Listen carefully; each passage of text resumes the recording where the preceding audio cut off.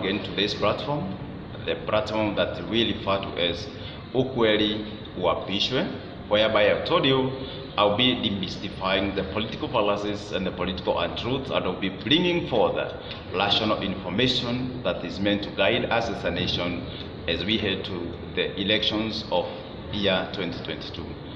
I must say this, though some people may think that I'm biased on my presentations, allow me to tell you this: nobody has actually paid me to tell you or to give you the information that I'm giving you. It's only that as a political analyst, as somebody who has been in these political matters for quite some time, I must not keep quiet, and I must say where the river is deep, so that we do not sink thinking that we are headed downstream, we end up drowning.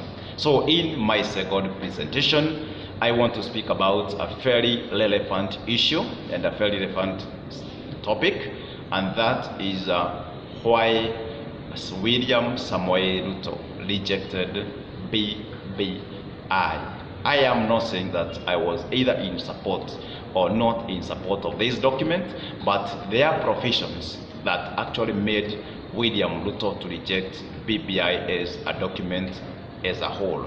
Why do you think that this man actually rejected this document? I want to give you a couple of reasons and a couple of convictions, and I know for sure, as I've been telling you, is this: when you hear a politician speak, mostly it's not about what they say, but what they do not say. So when William Ruto was telling us that the BBI document was about creation of positions for the great men and women, and not for us as the common wananchi, then I am here to demystify that, and I'm going to tell you the truth, why he actually said no to this document.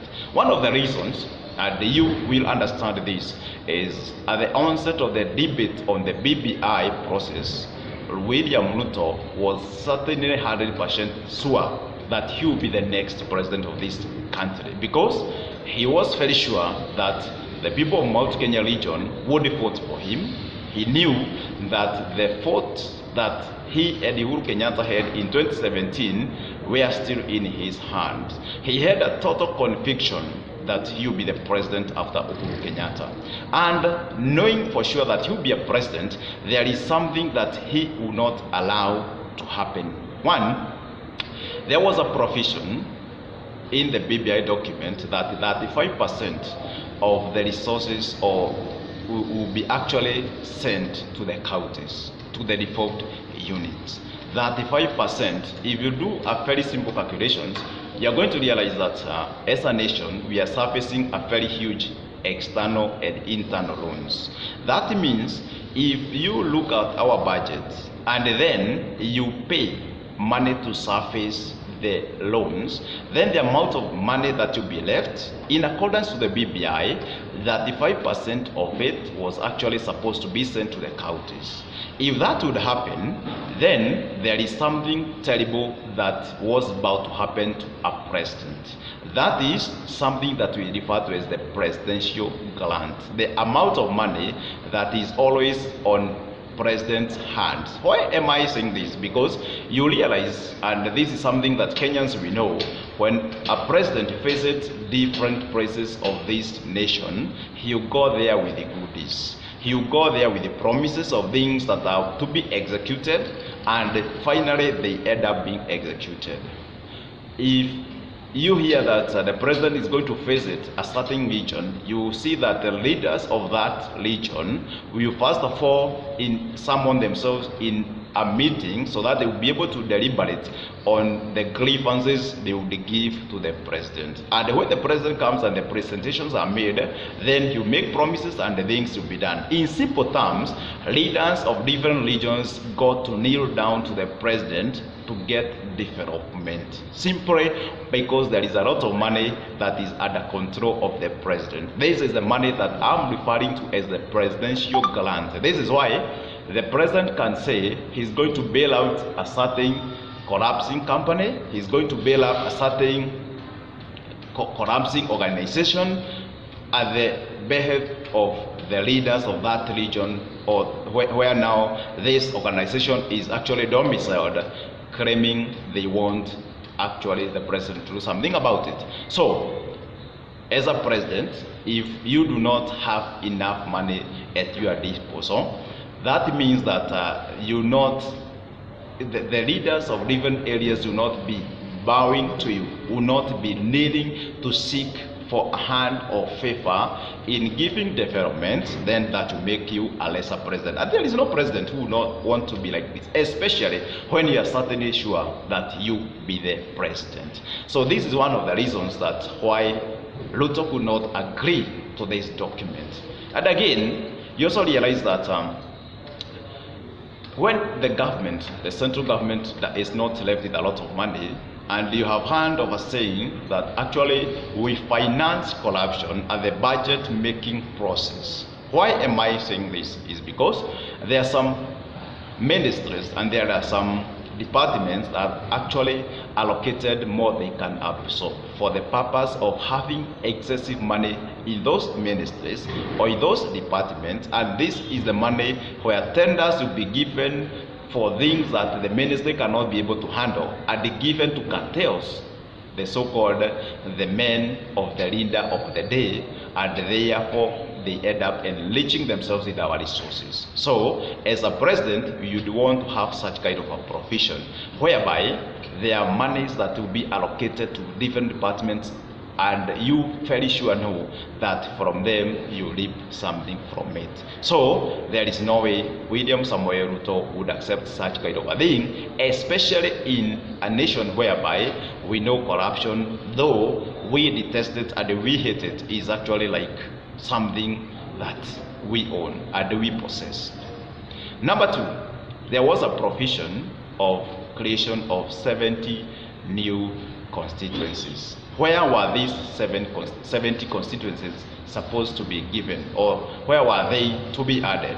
One of the key benefiting areas will include Nairobi region, Mount Kenya region, and the Coast region.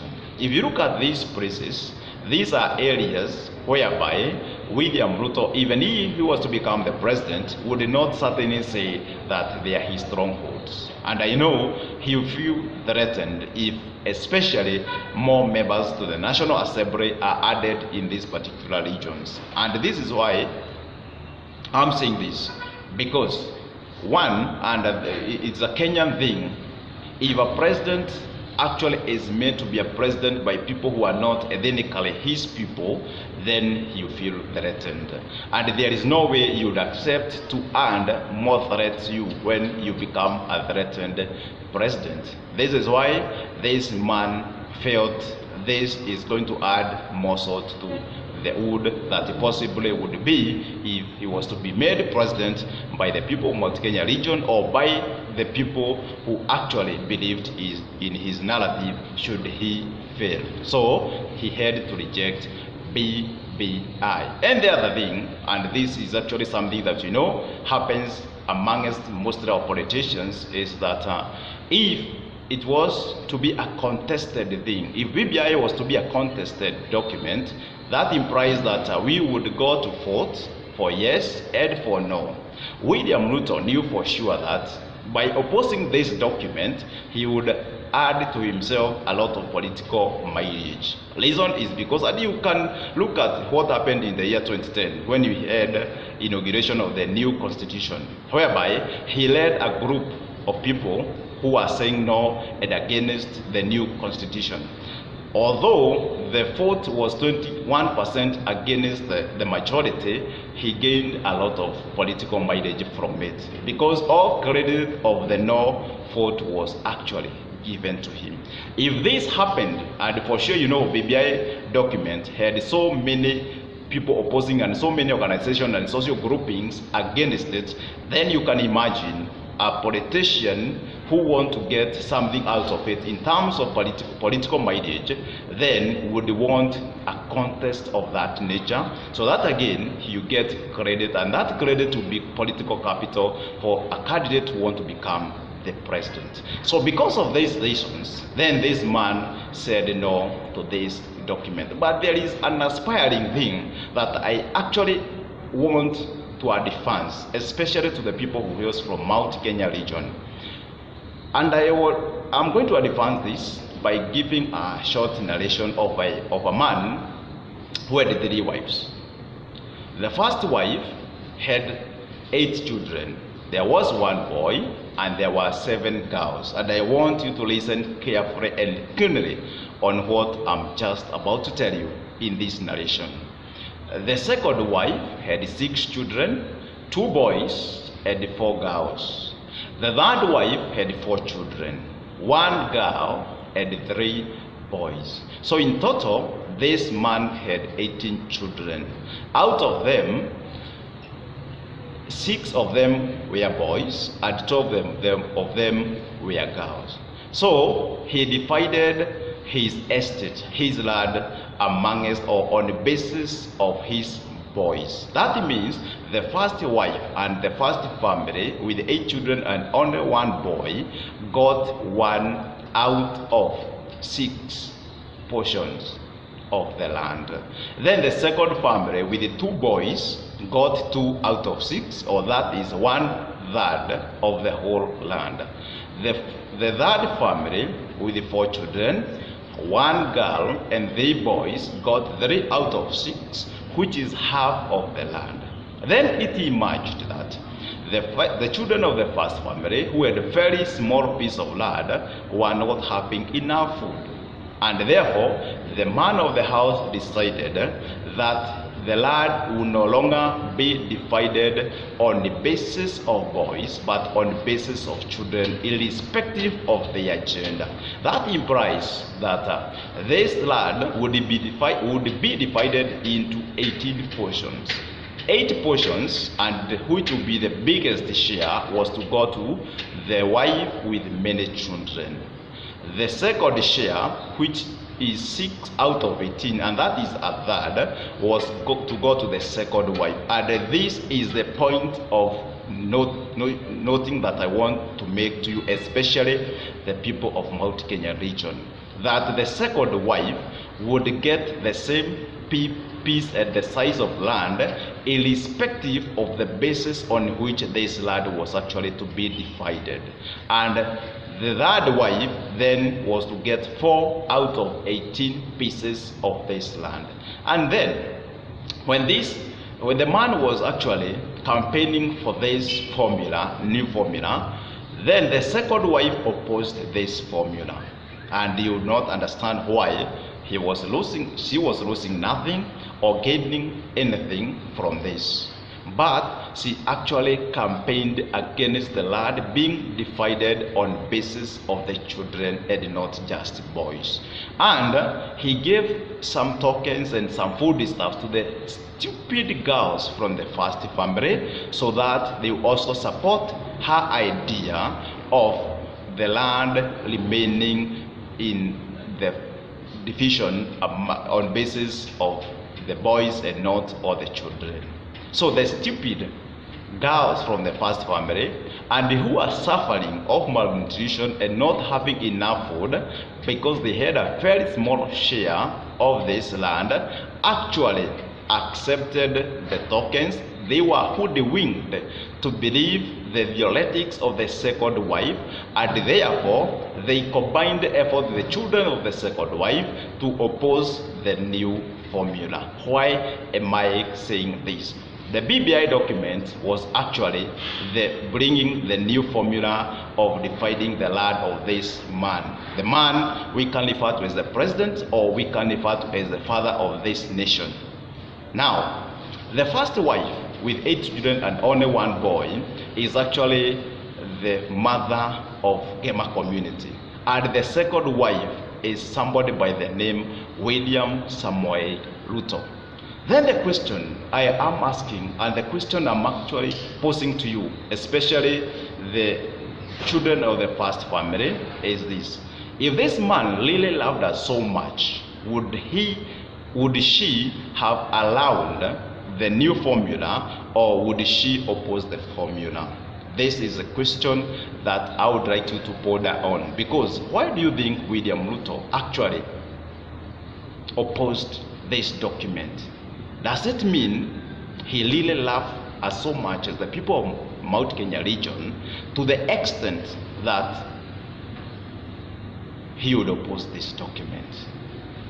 Do you believe that the second wife really loved the children of the first wife to the extent of hoodwinking the stupid girls? The stupid girls here from the first family are the stupid politicians. I do not mince my words when I speak about this. These are the stupid politicians from Mount Kenya region who are given tokens, who are hoodwinked that this document was about creating opportunities and possessions for the big men, and they did not see the big picture and the little picture.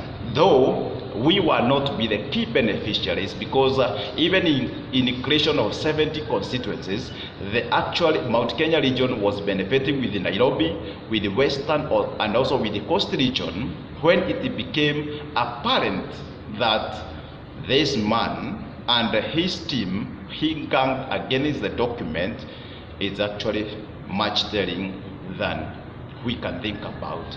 So he loves us so much, as he says by his mouth, and his deeds are in contravention. We must ask the real questions as people of Mount Kenya region. And I'm not here to speak against anybody. I'm just here to actually bring forth that which politicians do not speak when they speak. And this is why I keep on telling you that when a politician says 8, it may not be 8. When they oppose 8, it may not be 8 they are opposing, they have a hidden agenda.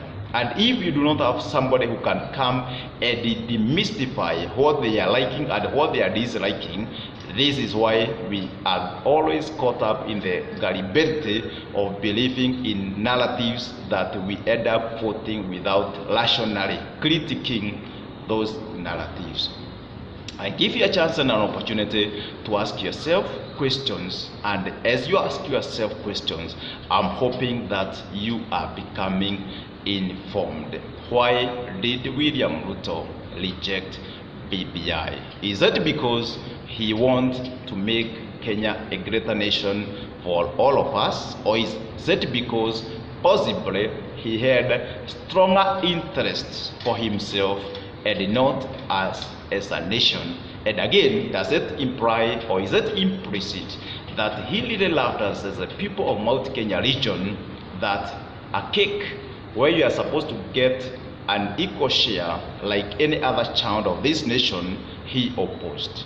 And to add this presentation, there is information that people were actually not told about when we were talking about creation of 70 constituencies. Today, there are members of the National Assembly who are actually representing over 500,000 people, whereas others are representing less than 50,000 people. So what the BBI had proposed was that irrespective of where you come from, representation is about people, not landmass and not any other thing. And for every 133,000 Kenyans, you are supposed to have a member of parliament in accordance to BBI.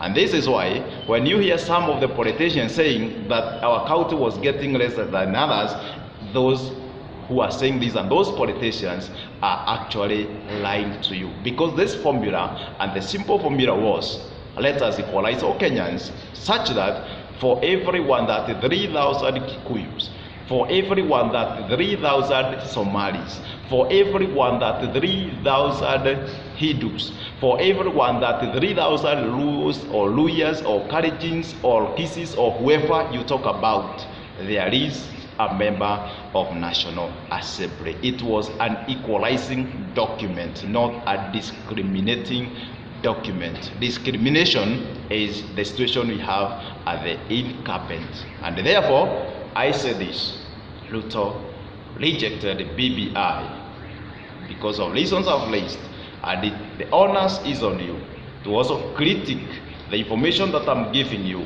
without any personal interest, and then you make a rational and informed decision. Great Kenyans, people of great aspirations, Ukweli-Uapishwe. I keep on telling you, my name is Mwangi Kamaru. Welcome again.